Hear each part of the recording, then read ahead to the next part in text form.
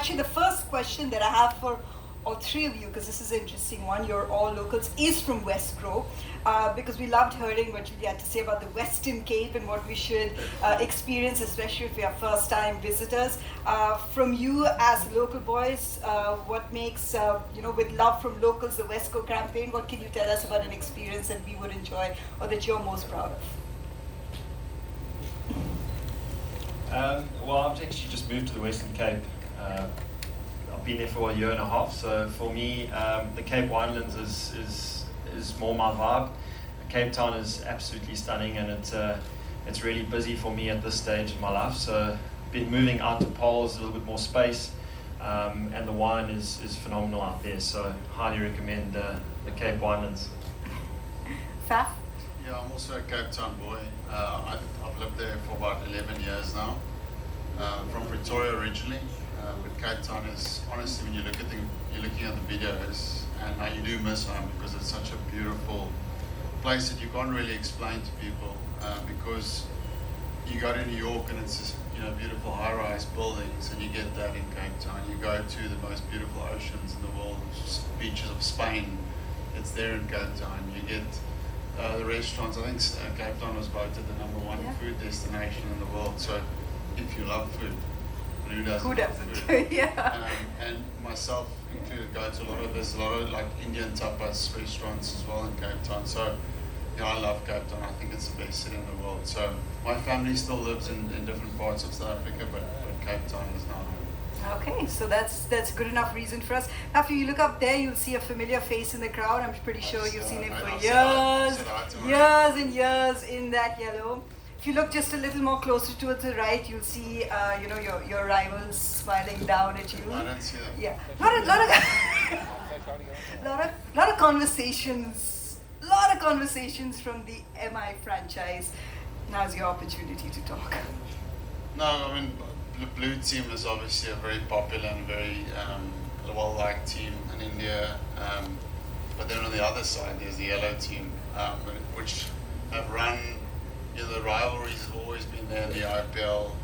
Every time we play against each other, it is a box office game. It gets the biggest crowds. So it's great that is filtered through into SA20. Earlier they spoke about the fan engagement. Ash spoke about that. You feel that, when you're playing for a team that's in South Africa, it gets supported the same way that it would in India. And that's a great honour, because you're carrying a lot of hopes of fans, and they love it and they're passionate.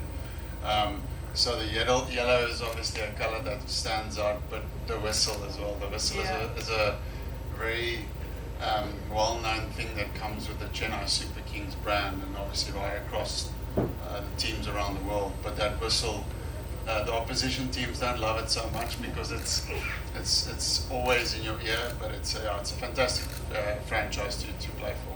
It's a proper war cry there. And David, you've had that experience, obviously wearing the same colours in India, now getting a chance to do it again with Pal Royals. What are you most looking forward to this season? What can we look forward to from the unit? Yeah, I think it's the first 3 years was absolutely phenomenal. It was blown away by the following of the tournament itself, from year one to now, and just the growth that we've seen over the last couple of years. As a player, it's incredible.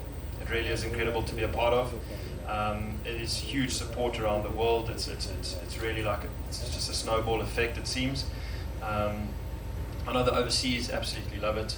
Overseas players, as local players, as Graeme mentioned earlier, mixing with the best coaches, the best players, getting all the South African Protea players playing under, one tournament as well as overseas players. So it's only a recipe for success. And, you see a lot of the younger guys coming through now playing for Proteas that are actually performing really well. So for me, the competition itself, competitiveness is right up there. And that's what you want. You want good cricket. And to have the crowds come out like that again this season is going to be good to play in front of home crowds that are full. So that's what I'm really looking forward to. And for us as Indian fans, we're really looking forward to this cross-cultural connect in a way. So I'll go back to Saurav Ganguly, he's still with us, because the connect between the two teams, the two franchises, you've spent so much time with Delhi and now it's Pretoria Capitals. What do you see as the connect, and what is the significance of taking that forward as a culture? IPL is obviously a different beast. It's a longer tournament and a bit different from what happens around the world because the players are available. The best players get to play the tournament, and it's an absolute euphoria right throughout the tournament in India. SA T20 is pretty good as well. It's a shorter tournament. It's a month-long tournament, and there's some outstanding players in that competition. It's very hard to compare one tournament with the other, but as I said, the SA T20 has been brilliant for South African cricket.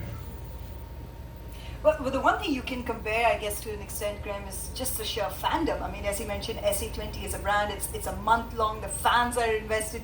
David spoke about playing in front of packed crowds. What is your message to the fans for the upcoming season? What are the expectations in terms of increasing that sort of engagement? Yeah, look, I think when you build these type of products, they've got to be successful in their home market first. And I think being able to kind of revive a cricket fan and then see new fans come to the game, I think is very exciting for us. The last season, the amount of families that I met in stadium that had never been to a cricket game before, I think for us, that's truly exciting for the growth of South African cricket. And hopefully that will continue into this year. We're a little bit more in the festive season this year with no international cricket and then the World Cup to follow. So, I think hopefully we'll see vibrant crowds and different, families and walks of life having a great time. But obviously, if you're going to compete on a global stage like IPL has, you've got to be able to attract an audience, and an audience in India is always key to kind of, the growth. And I think South African cricket has been blessed to have, as I said earlier, to have a really great relationship with the Indian cricket fan. And, so far in the first 3 seasons it's gone well, and hopefully more will tune in this year. There's a definite connect, and I mean, we will be able to see it because you'll see it on Geo Hotstar and Star Sports as well, the streamings. It's prime time for us to see some of the players that we've associated with for so many years in the IPL. So it's fitting. I think we have 2 captains. We have one more captain in Tristan Stubbs joining us, the most successful franchise in the SA20. Tristan, your expectations for the season, what are you most looking forward to? Excitement levels can't be much higher. Just so excited to get going.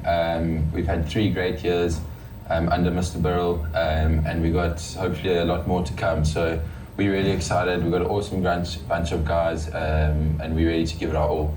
A lot of new guys, so many local boys, all grow up here from down the road. Some really great experience. So we're ready to give it our all and hopefully take it all the way. Okay, Faf, let's wear that captain's hat. This is a team that has reached 3 consecutive finals. How do we overhaul the domination in season 4? I think it was said. Look, I think captaincy plays a big role.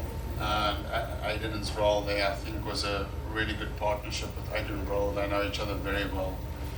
They still have a fantastic team, but in his first year as captain, I'm hoping that he'll make a few mistakes and then we can beat them.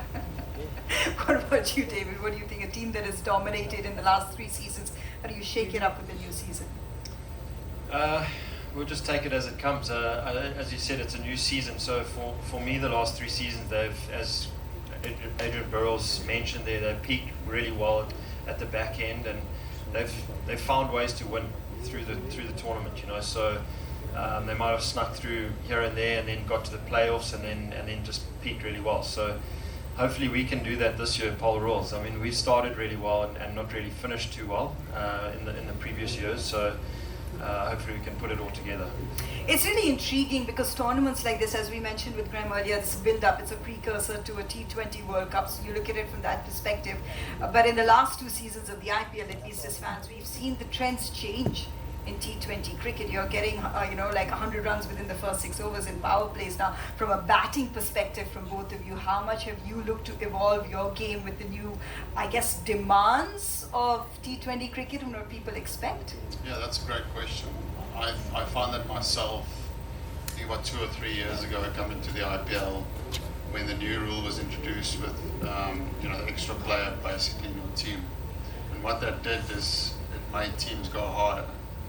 So almost as a player that's played the game for quite a long time, I find that whatever you thought you know about the game almost needed to be thrown out the window and just go, okay, where is the game right now and what can I learn and grow in my own game to make sure that I grow with the game, because otherwise you get left behind. So that was great for my own personal game, just to go, okay, the strike rates that we are playing the game at now is at a different level than that we used to play the game. So that was a great learning for my own game, and I think that's just gone through the rest of the world in terms of the way that people play T20 cricket, because they look at the IPL and they see 100 after 6, 90 after 6, 250, 240. So that becomes what every team wants to get. So it's really good for the fan to see that, you know, the game of batting has become almost ridiculous what the guys can do these days. And for us older dogs, it's important to make sure that we evolve with the game. Where you still look at a player like yourself and David Miller as that once he comes on, it's going to be a 6 feast, because that is the expectation when it comes to you. You look at this and you see players like Nicholas Pooran and you see Klaasen and you see these big hitters in the lineup and yourself included in that list. How do you look to adapt your game or just your sheer 6 hitting ability? Yeah, I think, you know, firstly got to eat your vegetables, get some guns. But no, I think for me, obviously the game's just grown rapidly over the last couple of years, and as Faf said, you've got to stay with the game. I still think, you know, old school cricket in the sense of everyone nowadays is playing very impactful game of cricket, and you know that's what teams are looking for. You know, where the biggest impact can be. You know, if a guy comes in and plays 20 runs off 6 balls, you know, he's done his job type thing. I think there's huge scope for that, and at the same time, I think there's still, you know, you need someone to see the innings through as a team, or someone, especially at Paul Royals, you know, with being the conditions there. Conditions play a massive role. So you need someone to bat through, kind of bat around them, have your players that can make the impact, you know, when they need to. And then myself, you know, I feel like, I mean, obviously as a player through your career, you know, you go through your learnings and you move into different phases. For me, it's just being, you know, releasing all that, those kind of thoughts, that expectations, as you mentioned, the 6 hitting ability and stuff like that. Just releasing that expectation and just actually playing what's in front of me. And looking at the conditions, as I said, is a huge part to that. Yeah, Graeme, I'm going to disregard what he said and re-put those expectations and say we want to see one of the most explosive seasons, because this is the format that sets the most trends and evolves the most. So would you expect that? Do you think the teams would recalibrate themselves to look at bigger totals and more explosive play in a sense? Yeah, I mean, look, absolutely. I think South African conditions are slightly different to Indian conditions. I think there's obviously, you know, each stadium has its nuances in South Africa, and teams will have to adapt. But yeah, I mean, certainly we've seen a lot of power hitting and 6s across the board, you know, in SA20. I think, you know, for someone like Dave, he's obviously fresh now, he's coming off an injury. And I think for South African cricket, you know, there's a lot more challenge around, and keeping, you know, the older players competitive and hungry to perform well, I think is a key part of seeing our national team do well. But, you know, certainly playing cricket in South Africa, and every Indian team that's gone there, each stadium, like the Wanderers and Pretoria and Centurion, play very different to Cape Town and Newland. So there is an adapt that needs to happen across the country. You can see it reflected, though, as you spoke about in global tournaments, reaching those finals in global tournaments. That I'll come back to you. Saurav Ganguly is still with us when you are talking about just the evolution of leagues and the improvement. A 4th season now for the SA20. What have you noticed in the changes in terms of the improvements or the expectations? Oh, it's been great for South African cricket. You've seen their performances in the last 2 seasons around the world, and they qualified for the T20 finals, losing to India in West Indies. They're the World Test champion, currently beating Australia at Lord's. So there is a huge amount of progress in South African cricket. You know, when I started playing for India in 1996, they were a huge force, South Africa, with some unbelievable players. You know, Graeme Smith, Jack Callis, A.B. de Villiers, the fast bowling of Pollock, Stale, Donald. One came after the other. The Kirsten brothers, Macmillan, Chonty Rhodes, Hashim Amla. South African cricket was a powerhouse. They dropped a bit in the middle, but I think this tournament will help these young players to get back on track. Absolutely, you can see that replicated. It's a habit of India and South Africa now meeting in global finals, I must say, in the last 2 years, which is just speaks volumes of the progress. And of course the relationship, Faf. So I come back to the relationship for the Super Kings franchise, those fans in India, as you want them to look ahead to an SA20 season. What's your message to them? Yeah, always super grateful. As I said earlier, it makes you want to play the game a bit longer as well. The enjoyment factor of, I think fans play a big part in that. Even just going to the stadiums, you see big crowds. That's why we play the game. I don't think I'll have the same drive and energy to go to a cricket match if it was empty stadiums, and that definitely plays a role. So at the stadiums, great how SA20 has done that. And then from a fan perspective, yes, we've got great support at Wanderers. It's one of the best supported stadiums in the country, with people going there. And also, as I said earlier, about social media and the support we get is incredible. So yeah, we're very, very lucky to feel that support all the way in Joburg. David, you said the excitement of playing this season in front of back crowds is something you're looking forward to. But as a Royals franchise, again, a word to Indian fans who will be tuning in to see you lead your franchise in the SA20 this year. Yeah, definitely. It's going to be a great year. We've got a nice balanced team, and really looking forward to what lies ahead. All the preparations. Every team, as has been mentioned already, is really, really strong. So the competition is going to be, it's going to be a great competition ahead. And I think just game by game, and we look forward to all the support that follows. Support will be a huge thing. So there is a Sunrise. I saw someone with a Sunrisers jersey, I think. So we do have representations from Sunrisers unit as well. I go back to the coach and captain as their message for this season, coming into this season as the most successful franchise. Well, we've done quite well in the first 3 years, and we're going to use the same. We're not going to change much for the next 3 years. We're going to continue doing the same thing and have consistency in selection and back our players. And I think we've got a formidable team. It's really good. I think we can win it at home, and we can win away. We've chosen a squad for all conditions, but we'll play with a lot of passion, and there will be a drive to win. And hopefully with local support, coupled with the overseas Indian support, we will be really trying hard for all of them. But we do acknowledge, and we are very grateful for all the support that we get from India. And Namaste India.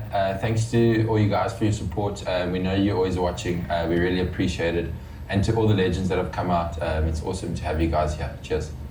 So a lot of love for the fans across, and you expect to see that sort of relationship, that love transfer over. But let's get both of you to put on your captain's hats. Faf, the reasons why you can win this year. Give me 3 reasons. I'm extremely excited about our bowling attack this season. It's really something that we targeted to, I suppose, try and figure out what is the best things that has worked well at Wanderers over the last 3 seasons. So, the international experience that we have in our bowling attack, I think, sets us at, one of the strongest bowling attacks in the league. Someone like Akil Hussain in the power play has shown his effectiveness. Left arm spin has been very effective in the SA20. Gleeson has been an overseas bowler that's done really well over 2 seasons of SA20. Topley is an overseas bowler that bowls really well with a new ball, and Daniel Worrell as well. And then we've got a great signing with Mulder as an all-rounder that just fills in that all-rounder slot. So I think from a bowling perspective, really good. From a batting perspective, I think the nice thing, what we've seen over the last few seasons with the SA20 is, there's been the trend over the last few years with experience and how important experience is in building successful franchises. But there's also now the rawness of some young players coming through, and we saw that last year with someone like Luandro. So we've got a few younger players this year that's in the batting department that not a lot of Indian people would know, but really exciting talent, guys that can hit the ball. James Vince is an experienced batter that we've recruited. So I think as a balance, we're looking very, very stable, but I'm really excited about the bowling attack. Well, now that you mentioned it about Joburg's Super Kings, the Indian fans will certainly know. David, for Par Royals this season, the reasons why you could win this year. I think this year we've, being pole, in pole the conditions are very different, a lot slower, and the big ground and a lot of wind. So for us, we've kind of made it a thing like our little home fortress. We've done really, really well the last 3 years. Home games with our spinners, we've batted like nice and strategically, through the innings and paced ourselves well. So for us, we've set up nicely for home games, and then our challenge has been going away from home. So for us in the playoffs that we've been in the last 3 years has been up in the Highveld, and obviously I've been there the last 3 years. We've now got Luandre Pretorius, obviously been there last year, Ruben Herman, and then Raza in the middle. That brings a lot of experience. So for me, the batting lineup is nicely set, and then we've got obviously Viljoen, Bartman, Potgieter. So I mean, we've actually got a really nice balance all the way through. So hopefully, I think, like I said, our challenge is going to be up Highveld, and we're definitely going to address that. So looking forward to this year. We've always been a team that's scrapped really well, stayed in the competition all the way through until the playoffs, but take it one step further this year. Absolutely. Well, Graeme, we've heard 6 very convincing statements from all the franchises. It's now up to you to not be diplomatic. And pick one. It's my job to remain neutral here. No. As commissioner, my, as you say, you've heard compelling stories from all 6, and that's when you build in the league what you want. Is you want, when you're at the central, you want to get to the final weekend and still not know who's going to qualify. So equally competitive league, equally competitive 6 teams is what we want at SA20. And so far we've got that 3 seasons in a row, unpredictable winners. And getting to that final weekend where you're not sure who's going to qualify. So my job, there's too many franchise CEOs here to put my neck on the line. Okay, so let me take you out of SA20. India, South Africa Test Series. Let's get a prediction there. 2 Test matches. What's going to happen? Yeah, the Test match is always going to be tough. Haven't won a Test match in 15 years in India. Yeah. So when I was South playing, Africa. Yeah. So, look, I think, obviously conditions-wise, you always want to start well in India. I think, I actually think Eden Gardens is not a bad place for us to start. I think, even if the conditions are dry, it's still a ground that batters can get in and score runs. And I think that is the key element for the South African team coming out of India. I actually like the 2 spin options they have in Maharaj and Harmer. I think they can control the game and can turn the ball, so ability to get wickets. I think is key, and 20 wickets in a Test match is obviously the most important thing. But I think the batting, if they can find a way to get some runs in this first Test match and get some confidence, then I think they can compete. Yeah, it's a good thing Hashim Amla is sitting here and not in that dugout. Hash actually loved Eden Gardens. Yeah, we loved a few grounds in India from what we remember, so it's good to have you here. Before, gentlemen, it's been very exciting. A quick little rapid fire, so just whatever comes to heart, whatever comes to mind from the 3 of you. We'll spread it out a little bit. We'll start with Faf.